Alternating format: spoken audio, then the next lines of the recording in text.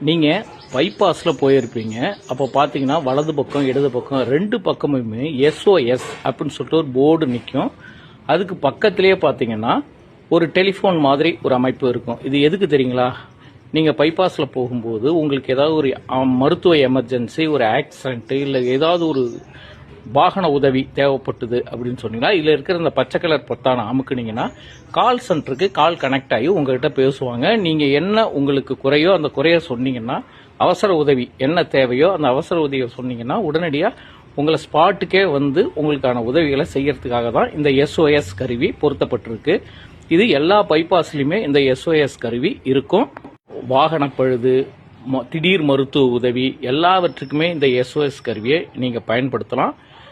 இந்த தகவல் ஒரு அருமையான தகவல். இது நிறைய பேருக்கு தெரியாது. இந்த தகவல் உங்கள் நண்பர்களுக்கு ஷேர் பண்ணி அவங்களுக்கும் எஸ்ஓஎஸ்னா என்னன்னு தெரிய வைங்க.